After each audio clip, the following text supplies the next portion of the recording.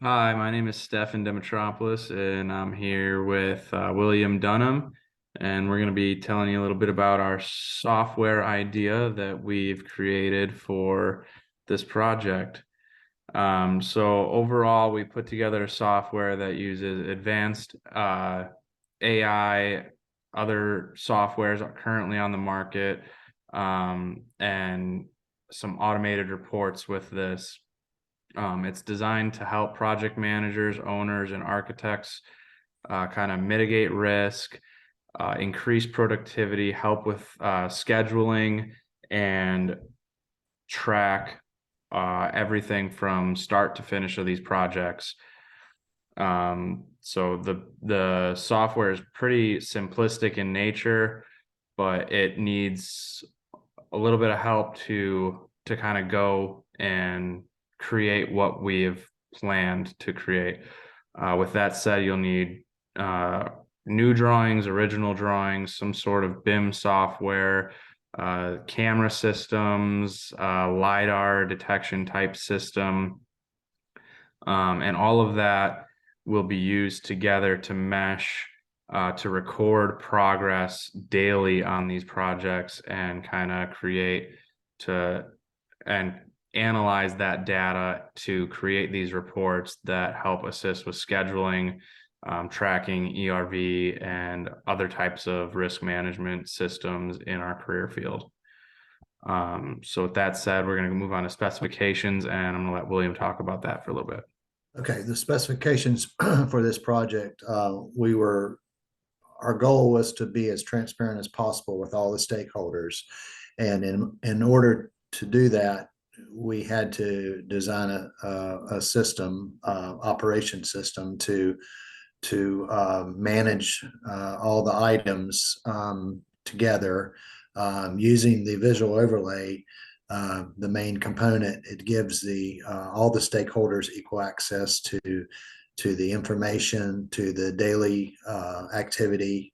The whole idea behind this was to mitigate risk for all the parties involved.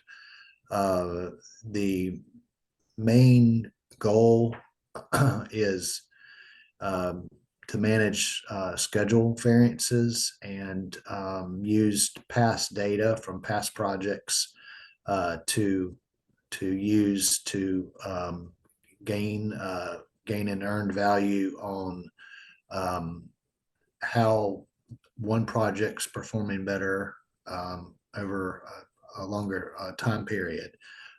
So the schedule variances were the main focus, is using the input from the field operations. The schedule variances were the main component for that. Also using manpower and resources to and inventory to manage the project. Okay, we'll go to part 3.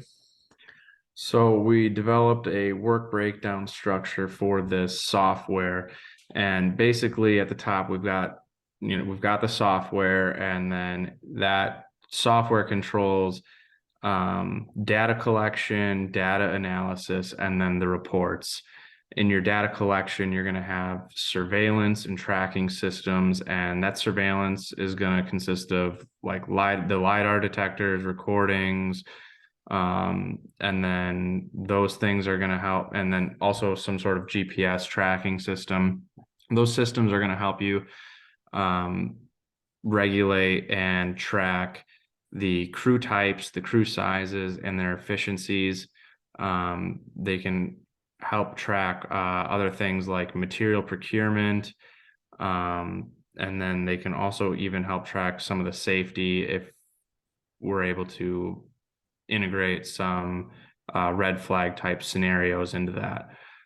So with the data analysis portion of it, it'll take all of those recordings and sensors and sensings and kind of put them into an overlay system where the new drawings and the existing site are tracking the changes that need to be made and what changes have already been made in coordinates with the project.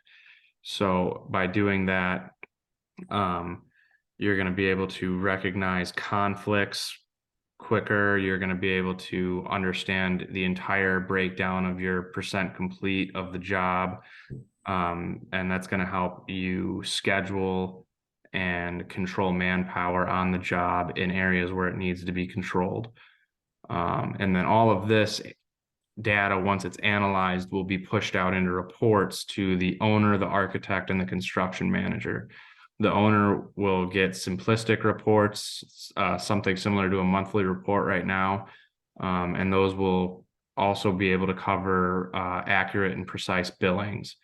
So the architect will get a similar report. They can also get daily progress reports as well. That would include progress photos of what happened during the day. And then when those conflicts do arise, they can be pushed out instantaneously as RFIs. The construction manager will get those reports as well, along with safety reports, schedule updates, material tracking, and manpower updates so that they know exactly who to schedule, where to schedule. And honestly, the software will take care of most of that for them. So we used a critical path method here to kind of develop that work breakdown structure. We needed to first understand that materials and labor was the first thing that really drives the construction project. So without those, nothing's really happening. And then utilizing the LiDAR scanning and camera systems, we can translate that between the BIM analysis and do our overlays. Once we have those, we'll be able to break down and analyze the schedule and manpower, which will push out our updates, our monthly reports, and our owner billings. So we kind of have a case diagram here with the owner, subcontractor, general contractor, and the architect. It shows how each one of these entities uses this software. So the owner and architect are kind of similar, where they just log in, they see their updates, and then they're able to log out. They do their billings or RFI answers, whatever they may need to do on this during that time period. The general contractor and the subcontractor, they kind of control the bulk of the work, where they're recording, they're updating their schedules, and they're pushing out the new schedule as it's accepted, because obviously trust but verify it is a software, and it does make mistakes. So you do have to still play an active role as a project manager with this software. Then we have the class diagram, which William's going to talk to us about. So the class diagram, we came up with what we thought were the main ingredients to make this whole system work efficiently. The main, start with the bottom three components, which probably are equal classes: inventory, field operations, and manpower. They are all similar in design. Visual overlay is one of the main components. It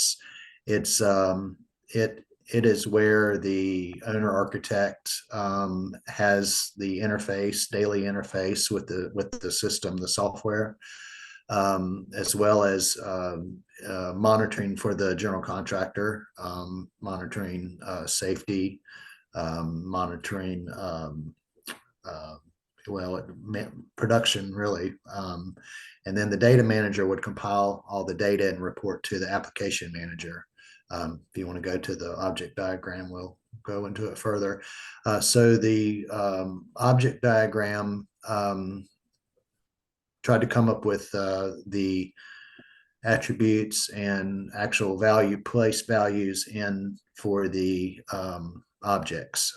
So one of the main operations is the field operations, which requires the input from the field in order to come up with a backwards pass for critical path method for schedule sequencing. And that would be compiled by the data manager, which would report to the application manager. Other important information is the visual overlay would maintain footage.